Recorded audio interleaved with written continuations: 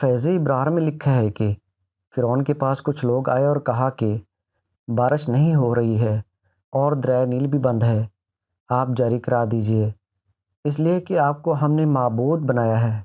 اس نے کہا اچھی بات ہے، دریا کل جاری ہو جائے گا۔ فرعون رات کے وقت اٹھا، تاج شاہی پہنا اور دریائے نیل میں جا پہنچا۔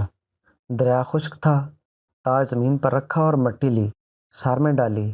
اب اس میں دیکھنے اور سننے کے لائق بات یہ ہے کہ اس نے کہا کہ اے احکم الحاکمین، اے رب العالمین، میں جانتا ہوں کہ آپ ہی مالک ہیں، آپ ہی سب کچھ ہیں۔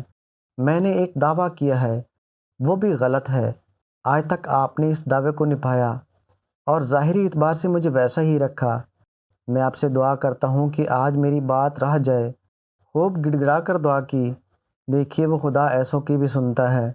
حضرت حکیم علامت رحمۃ اللہ علیہ فرماتے ہیں کہ ایسے وقت میں بھی حق تعالیٰ اس دشمن کی بات کو سن رہا ہے، تو اگر مومن گڑ گڑا کر یقین کے ساتھ ہاتھ اٹھا کر دعا مانگے تو کیا حق تعالیٰ محروم فرما دیں گے؟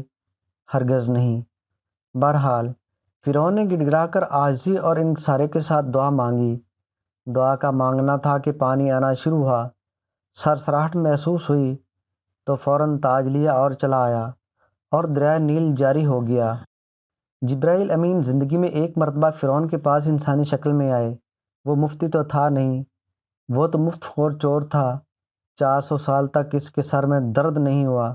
خیر فرعون کے پاس جبرائیل امین پہنچے اور کہا کہ ایک فتویٰ ہے، وہ یہ ہے کہ ایک مالکو بادشاہ نے اپنے غلام کو پالا پوسا، بڑا کیا، خوب نعمتیں دیں۔ اب غلام مالک کے آگے سینہ ٹھوک کر آتا ہے اور اس کی مالکانہ شان میں دخل دیتا ہے، تو ایسے مجرم کی کیا سزا ہے؟ تو فرعون نے کہا کہ ایسے شخص کو دریا میں ڈبو دیا جائے اور ہلاک کر دیا جائے۔ بعض ارباب تفسیر لکھتے ہیں کہ جب فرعون غرق ہو رہا تھا تو جبرائیل امین نے وہی فتویٰ نکال کر دکھایا کہ دیکھو بڑے میاں، یہ ہے آپ کا فتویٰ۔ یہ گناہ روح کی گندگی اور خرابی ہیں، روح کا میل کچیل ہیں۔ شیطان اور نفس کے ورگلانے سے آدمی سے گناہ سرزد ہو جاتے ہیں۔ لہٰذا ہماری یہ کوشش ہونی چاہیے کہ ہم توبہ کے ذریعے روح کی گندگی اور خرابی کو دور کریں۔ جب شیطان آپ کو ورگلانے کی کوشش کرتا ہے تو آپ بھی برابر کوشش کرتے رہیے، آپ بھی اس کی خبر لیجئے، بالکل اینٹی آف ابلیس بن جائیے۔ ادھر آپ سے گناہ سرزد ہوا، بس آپ جائیے اور 2 رکعت صلاۃ التوبہ پڑھیے اور اس کے بعد خوب گڑ گڑا کر دعا کیجیے، لیکن حقوق العباد کا خیال رکھیے۔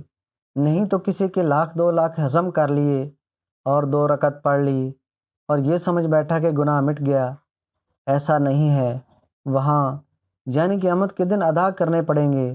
اللہ تعالیٰ سے دعا ہے کہ اللہ تعالیٰ ہمیں پنجگانہ نماز ادا کرنے کی توفیق عطا فرمائے۔ اور ویڈیو کے آخر میں آپ سے گزارش ہے کہ اللہ کا ایک نام کمنٹ سیکشن میں ضرور لکھیے اور ایک بار درود پاک حضرت محمد صلی اللہ علیہ وآلہ وسلم پر ضرور بھیجیے۔ ملتے ہیں اگلی ویڈیو میں، تب تک کے لیے اللہ حافظ۔